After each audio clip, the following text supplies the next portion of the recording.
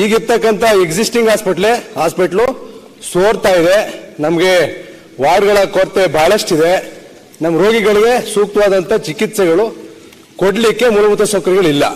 ಈಗಾಗಲೇ ಹೊಸ ಆಸ್ಪತ್ರೆಯನ್ನ ಕಟ್ಟಡವನ್ನು 31 ಕೋಟಿ ವೆಚ್ಚದಲ್ಲಿ ನಿರ್ಮಾಣ ಆಗಿದೆ.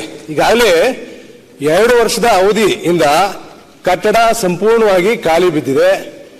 ಖಾಲಿ ಬಿದ್ದಿರ್ತಕ್ಕಂಥ ಕಟ್ಟಡ ಪುನಃ ಶಿಥಿಲ ಆಗ್ತಕ್ಕಂಥದ್ದು ಸಾಧ್ಯತೆ ಇದೆ.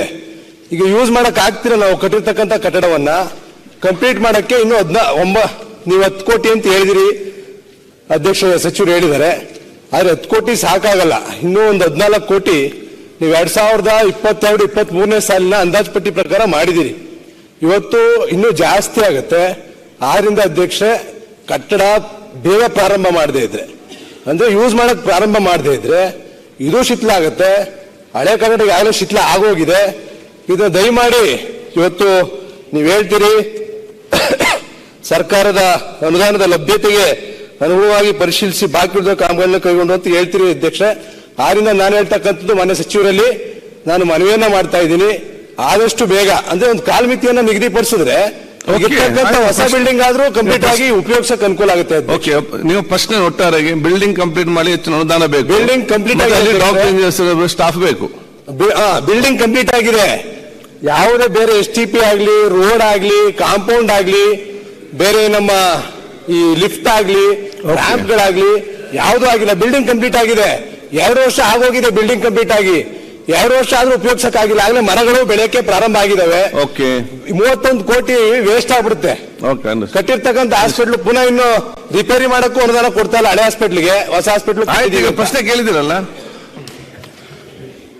ಮಾನ್ಯ ಸಭಾಧ್ಯಕ್ಷರೇ, ಪ್ರಶ್ನೋತ್ತರ ಇದು. ಮಾನ್ಯ ಸದಸ್ಯರು ಹರೀಶ್ ಗೌಡ ಅವರು ಈ ಹುಣಸೂರಿನ ತಾಲೂಕು ಆಸ್ಪತ್ರೆ ಬಗ್ಗೆ ಏನು ಹೊಸದಾಗಿ ನಿರ್ಮಾಣ ಆಗಿರ್ತಕ್ಕಂಥ ತಾಲೂಕು ಆಸ್ಪತ್ರೆ ಅದು ಈಗಾಗಲೇ 31 ಕೋಟಿ ರೂಪಾಯಿ ವೆಚ್ಚ ಆಗಿದೆ. ಅವರು ಯೋಜನೆ ಪ್ರಾರಂಭ ಮಾಡಿದಾಗ 25 ಕೋಟಿಗಿತ್ತು.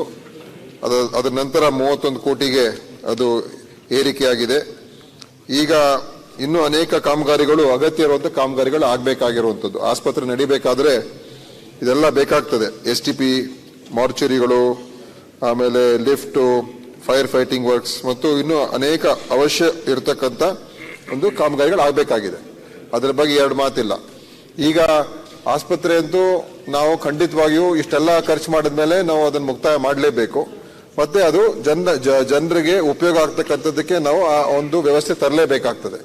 ಆದ್ರಿಂದ ನಾನು ಖಂಡಿತವಾಗಿಯೂ ಏನು ಈಗ ನಮ್ಮ ಪ್ರಕಾರ 9 ಕೋಟಿ 95 ಲಕ್ಷ ಅಂತ ಇದೆ. ಅವ್ರು ಇನ್ನೂ ಹೆಚ್ಚು ಅಂತ ಹೇಳ್ತಾ ಇದ್ದಾರೆ. ಅದು ಇರೋದನ್ನ ಖಂಡಿತವಾಗಿ ನಾವು ಈ ಬರುವ ಒಂದು ಇದರಲ್ಲಿ ನಾನು ಹಣವನ್ನು ಒದಗಿಸಿ ಆ ಒಂದು ಕಾಮಗಾರಿಗಳ ಮುಕ್ತಾಯವನ್ನು ಮಾಡಿಸ್ಕೊಡ್ತೀವಿ ಮಾನ್ಯ ಸಭಾಧ್ಯಕ್ಷರು. ಮುಂದಿನ ವರ್ಷದಲ್ಲಿ ಖಂಡಿತವಾಗಿ ಅದಕ್ಕೆ ನಾವು ಆ ಒಂದು ಆಸ್ಪತ್ರೆ ಉಪಯೋಗಕ್ಕೆ ಬರ್ತಕ್ಕಂಥ ವ್ಯವಸ್ಥೆಯನ್ನು ಮಾಡ್ಕೊಡ್ತೀವಿ. ಅದಾಗಲೇಬೇಕಾಗ್ತದೆ. ಯಾಕಂದ್ರೆ ಇಷ್ಟೆಲ್ಲ ಕಟ್ಬಿಟ್ಟು ನಾವು ಉಪಯೋಗ ಮಾಡದೆ ಹೋದ್ರೆ ನಮ್ಗೆ ನಷ್ಟ ಮತ್ತು ಖರ್ಚು ಮಾಡೋದು ಕೂಡ ಅವ್ರು ಹೇಳ್ದಂಗೆ ಅದು ಇರುವಂತ ಕಟ್ಟಡ ಕೂಡ ಅದು ಶಿಥಿಲ ಆಗ್ತದೆ ಮತ್ತು ಅದರ ಸಮಸ್ಯೆಗಳೆಲ್ಲ ಉದ್ಭವ ಆಗ್ತದೆ. ಅದಕ್ಕೆ ಖಂಡಿತವಾಗಿ ಮಾಡ್ಕೊಡ್ತೀವಿ ಮುಂದಿನ ವರ್ಷದಲ್ಲಿ. ಒಂದು ಕಾಲಮಿತಿ ನೀವೇನು ಈ ವರ್ಷ ಅಂತ ಹೇಳ್ತೀರಿ, ದಯಮಾಡಿ ಈ ವರ್ಷದೊಳಗಡೆನೆ ಮಾಡ್ಲಿಕ್ಕೆ ಕ್ರಮ ಕೈಗೊಳ್ಳಬೇಕು ಅಧ್ಯಕ್ಷ.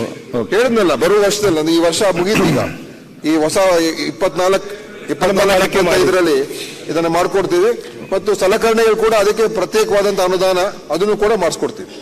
ಸ್ವಾದಿಷ್ಟತೆಯ ಸ್ವಾದ, ತಾಜಾತನದ ಆಹ್ಲಾದ, ಉತ್ತಮ ಆರೋಗ್ಯ ಮತ್ತು ಹೆಚ್ಚಿನ ರೋಗ ನಿರೋಧಕ ಶಕ್ತಿಯ ವೃದ್ಧಿಗೆ ಈಗ ನಿಮಗೆ ಸಿಗುತ್ತಿದೆ ಉತ್ತಮ ಗುಣಮಟ್ಟದ ಪೌಷ್ಟಿಕಾಂಶ Shri Vaidik millet health mix. ಇದು ಸಿರಿಧಾನ್ಯಗಳ ಸಂಪತ್ತು.